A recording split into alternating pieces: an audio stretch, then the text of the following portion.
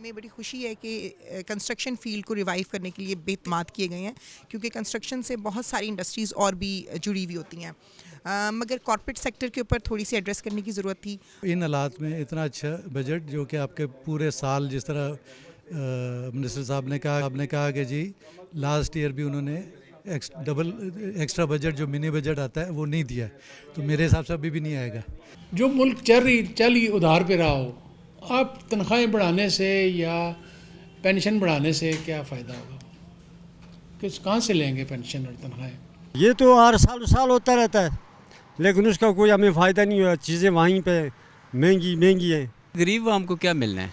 Budget صرف کتابوں میں اور کاپیوں میں لکھا جاتا ہے، اور بڑے لوگ لکھ کے رکھ دیتے ہیں، ہسٹری کے اندر لکھا رہے گا کہ فلاں سال میں یہ بجٹ آیا تھا۔ غریب بندے کو کیا مل رہا ہے؟ پلان نظر نہیں آ رہا اس بجٹ میں تو خاص طور پہ، اور اس یہی وجہ ہے کہ لوگ باہر جا رہے ہیں، اور جتنے کوالیفائڈ نوجوان ہیں، ینگسٹر ہیں، جن کے پاس کوالیفیکیشن ہے، جو اتنے خوش نصیب ہیں کہ ان کے ماں باپ نے ان پہ انویسٹمنٹ کی اور کوالیفائڈ ہیں جن کو باہر جاب مل جاتی ہے۔ پاکستان جو ہے نا وہ نوجوان طبقہ بہت زیادہ ہے، اور اس کے لیے نوکریوں کی بہت ضرورت ہے، اور نوکری صرف انڈسٹری دے سکتی ہے، اور انڈسٹری کے لیے جو انہوں نے جو رکھا ہے بجٹ کے اندر، وہ یوں لگتا ہے کہ انڈسٹری گرو نہیں کر سکے گی۔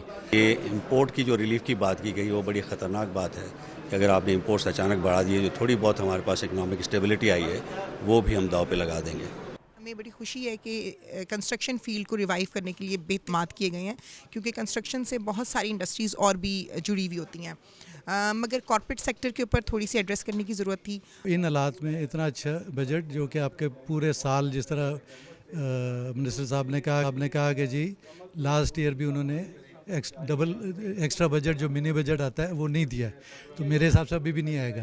جو ملک چل ہی ادھار پہ رہا ہو، آپ تنخواہیں بڑھانے سے یا پینشن بڑھانے سے کیا فائدہ ہوگا؟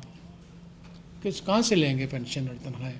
یہ تو ہر سال ہوتا رہتا ہے، لیکن اس کا کوئی ہمیں فائدہ نہیں ہوا، چیزیں وہیں پہ مہنگی ہیں۔ غریب عوام کو کیا ملنا ہے؟ بجٹ صرف کتابوں میں اور کاپیوں میں لکھا جاتا ہے، اور بڑے لوگ لکھ کے رکھ دیتے ہیں، ہسٹری کے اندر لکھا رہے گا کہ فلاں سال میں یہ بجٹ آیا تھا۔